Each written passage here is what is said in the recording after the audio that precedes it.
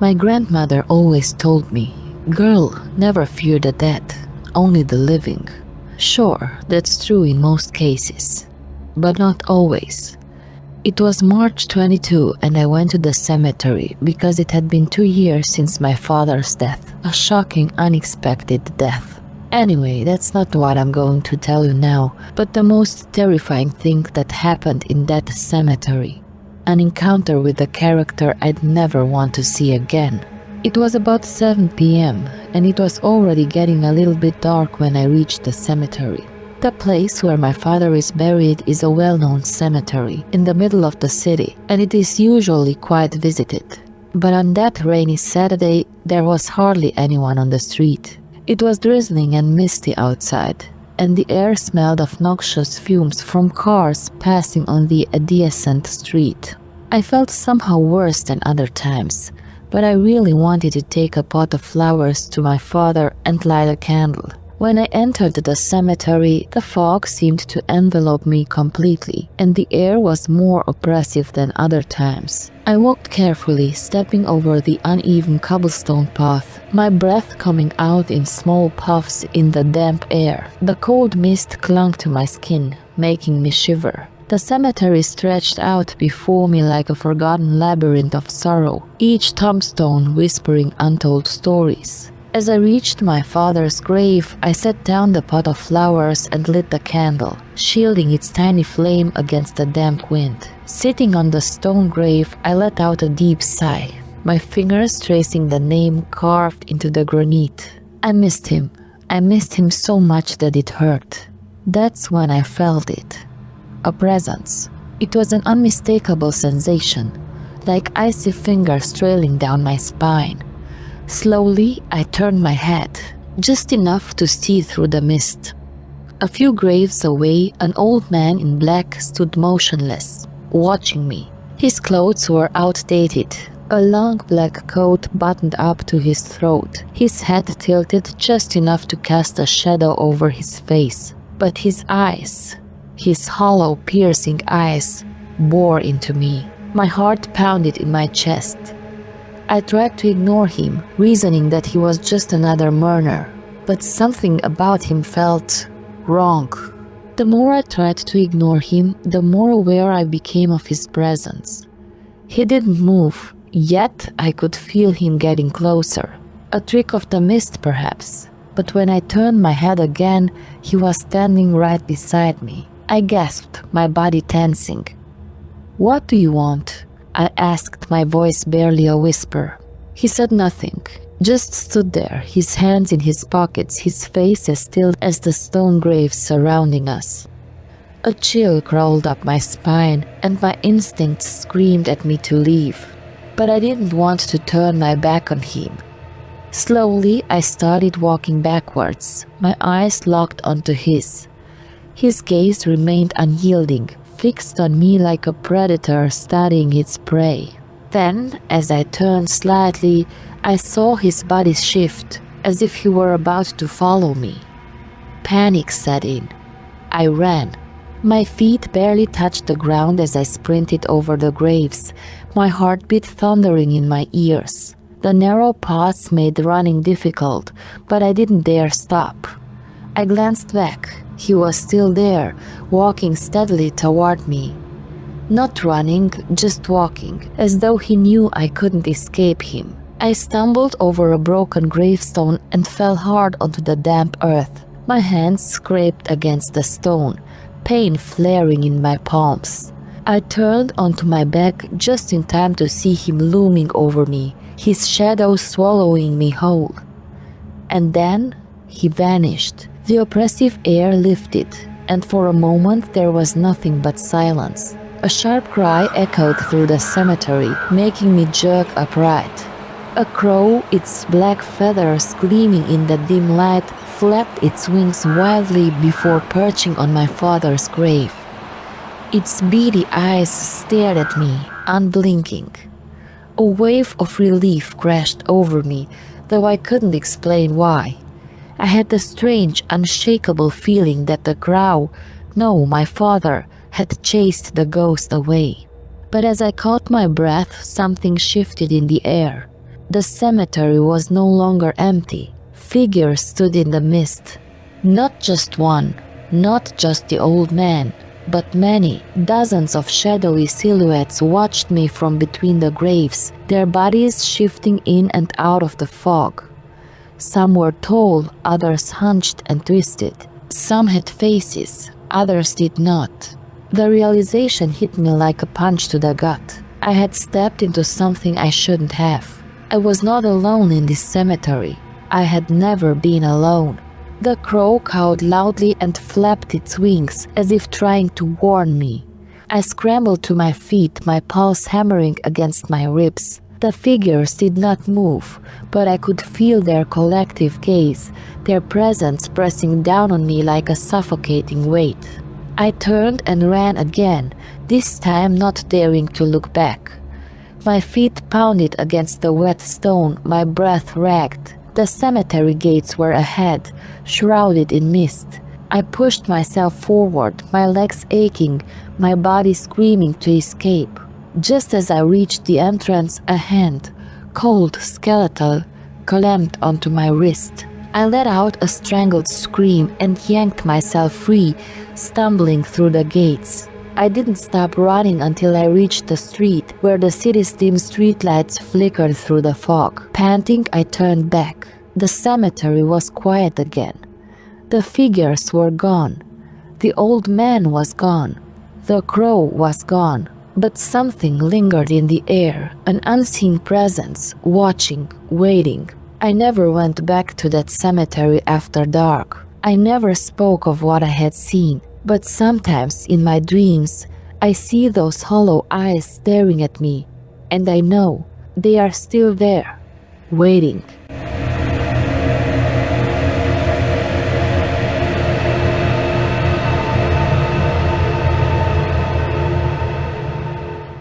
I spent all my childhood in a small village in Transylvania.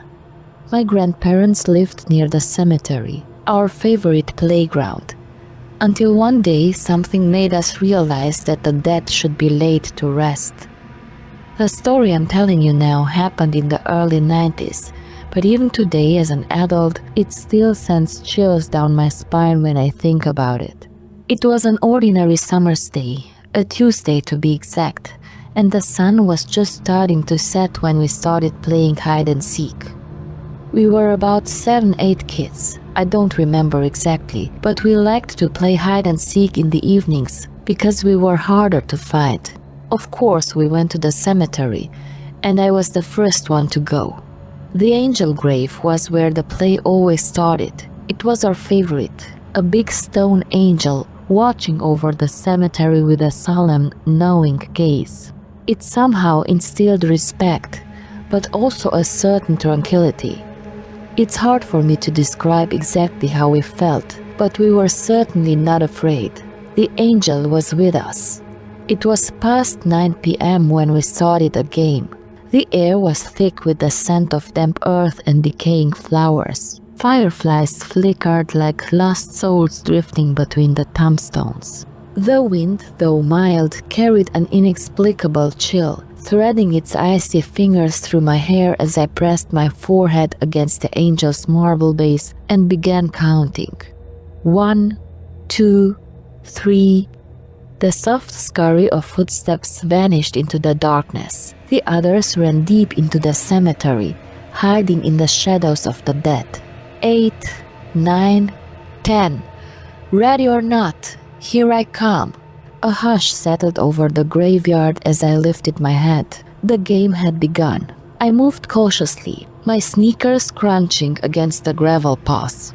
The cemetery seemed different at night, distorted.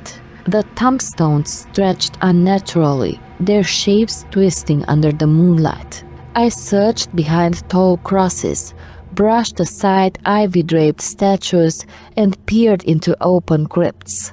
The deeper I ventured, the more I noticed the suffocating silence. The usual sounds of chirping crickets and distant barking dogs had ceased. It was as if something had swallowed the world whole, leaving only me and the countless eyes of the dead watching from their graves.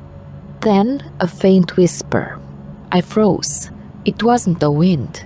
It was a voice, low and breathy, threading through the tombstones like a slithering serpent. I turned sharply, my pulse hammering against my ribs.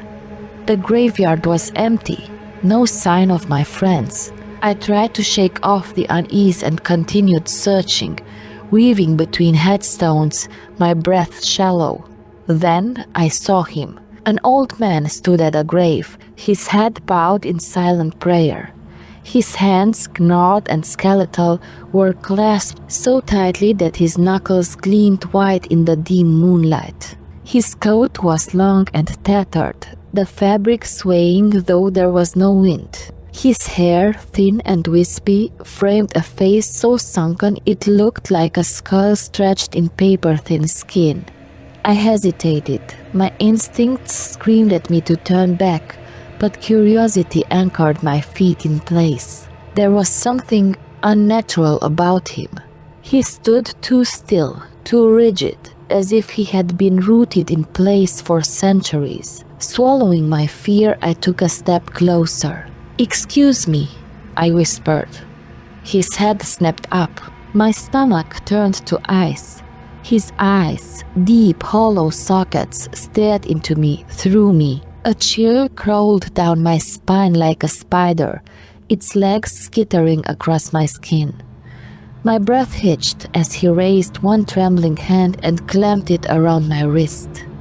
His grip was like iron, cold, lifeless, unyielding. I opened my mouth to scream, but the sound barely escaped before he whispered, his breath reeking of damp earth and something far worse. "Go play somewhere else. The dead need to rest." A shadow passed over his face, distorting it, warping it. His fingers tightened, and I felt something move beneath his grip. Something writhing, squirming, just beneath his skin. I yanked my arm free with all my strength, stumbling back, nearly tripping over a crumbling tombstone. He did not move, only stood there, staring, his expression unreadable. My heart thundered as I turned and ran, my legs burning with terror. I sprinted out of the cemetery, past the angel grave, past the iron gate, all the way to my grandparents' house. I pounded on the door, gasping for breath. My grandmother opened it, startled by my frantic state, but I could not speak. I just shook my head and ran inside, pressing myself into the safety of the house. That night I lay awake, my arm still tingling where the old man had grabbed me. Every time I closed my eyes, I saw his hollow stare, felt his cold grip tightening around my wrist. I vowed never to return.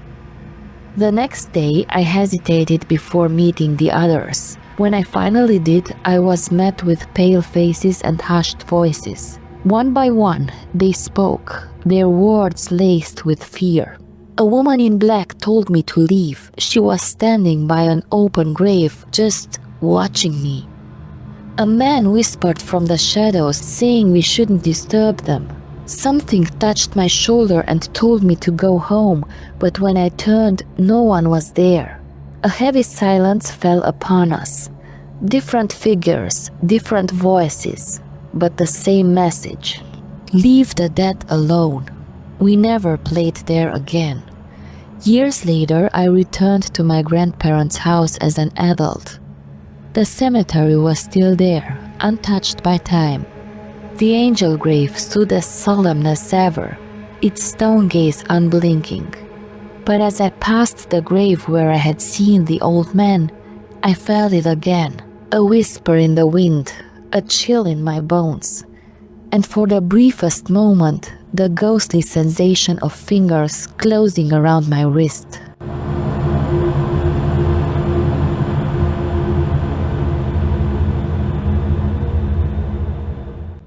I'll never forget what happened on March 13, 2022. It was a Friday, and I took the day off work to go to a good friend's funeral. Motorcycle accident. It had been raining, and the guy had lost control of the bike in a turn. Mark was just 23 and an experienced motorcyclist, but on Romanian roads you never stand a chance. Mark died instantly, hitting his head on a roadside tree. Many people had gathered for Mark's funeral. It was a rainy, dark day with a cold wind that chilled your blood. The sky was weeping that day. The service was solemn, quiet murmurs punctuated by the occasional sob. I watched as they lowered Mark's casket into the wet ground, feeling a hollowness in my chest that I knew would never truly go away. He had been my closest friend, and now he was gone. People began to leave slowly, making their way to their cars through the muddy cemetery paths. I lingered, my boots sinking slightly into the damp earth. I didn't feel ready to leave just yet. Something about graveyards always fascinated me. The way they held so many stories, so many lives, now reduced to mere names and dates. I wandered away from Mark's grave, weaving through the headstones. The wind howled through the skeletal branches of the trees lining the cemetery, and I pulled my coat tighter around me. I didn't know why, but I felt uneasy, as if I was being watched. Then I saw her. She was standing by a grave a few meters away, a young woman holding a motorcycle helmet in her hands. She was dressed in jeans and a dark leather jacket, her head slightly bowed. Something about her presence set a chill up my spine, though I couldn't quite say why. She must have felt my gaze because she turned toward me, her dark eyes meeting mine. Her expression was solemn, but there was something else there, something distant, hollow. I hesitated before speaking. "Did you know him?" She looked back at the headstone. Yes, her voice was soft, almost a whisper. I stepped closer, curiosity getting the better of me. "A friend?" She didn't answer immediately. Instead, she ran her fingers along the cold, damp surface of the tombstone. The silence stretched between us, thick and oppressive. "My boyfriend," she finally said. "We used to ride together." My stomach twisted. The pain in her voice was raw, palpable. I knew that grief too well. "I'm sorry," I murmured. "It never gets easier, does it?" She gave me a sad smile. "No, it doesn't." The wind picked up suddenly, howling through the graves, sending a shiver through my body. I blinked, and in that fraction of a second, she was gone. I spun around, my breath hitching. The spot where she had been standing was empty. The only movement was the wind rustling the leaves and the light drizzle that had started falling again. Heart pounding, I turned my gaze to the tombstone she had touched. My breath caught in my throat. The inscription read, "Carrie Jones, 1997, 2019, taken too soon, ride in peace." Beneath her name, a small engraving of a motorcycle. My knees nearly buckled. 6 months ago, she had died in a motorcycle accident, exactly like Mark. I stepped back, my mind racing. It had to be a mistake. I had just spoken to her, felt her presence, heard her voice. A strangled gasp escaped my lips as realization clawed at my sanity. Carrie Jones had been dead for 6 months, and yet I had just seen her. I stumbled backward, my heart hammering against my ribs. My breath came in ragged gasps as I scanned the cemetery, hoping, dreading that I would see her again. But there was nothing, only rows of graves and the whispering wind. The rain intensified, fat droplets splattering against the headstones. I turned and ran, my feet slipping in the mud, my pulse roaring in my ears. When I finally reached my car, I threw myself inside and slammed the door shut. My hands trembled violently as I gripped the steering wheel. I sat there for a long time, my body rigid with terror, unable to shake the feeling that I wasn't alone. That night I couldn't sleep.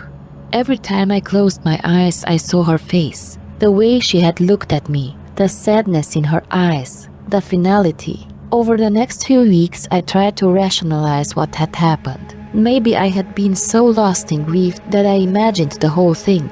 But deep down, I knew the truth. I had spoken to a ghost. And worse, I wasn't sure she was done with me. Strange things started happening. I would hear the distant roar of a motorcycle engine at night, only to look outside and see nothing. My phone would buzz with unknown calls, but no one would speak when I answered. And once, just once, I woke up to find my bedroom window open, the scent of rain and gasoline lingering in the air. I started avoiding the cemetery, avoiding Mark's grave. But one evening, an overwhelming urge took hold of me. It was like something or someone was calling me back. I arrived just as the sun dipped below the horizon, casting long shadows across the cemetery. The air was thick, charged with something unseen.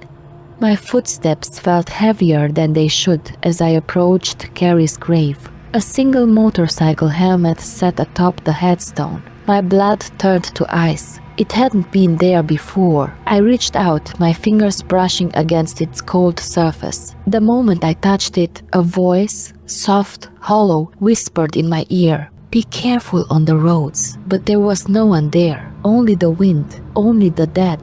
I left the cemetery that night with a weight pressing against my chest, a deep gnawing fear that I would never shake. I had seen something I wasn't meant to see. Spoken to someone who no longer belonged to this world. And somehow I knew Carrie wasn't the only one watching me. The dead never truly rest. And sometimes they come back to warn us, or to take us with them.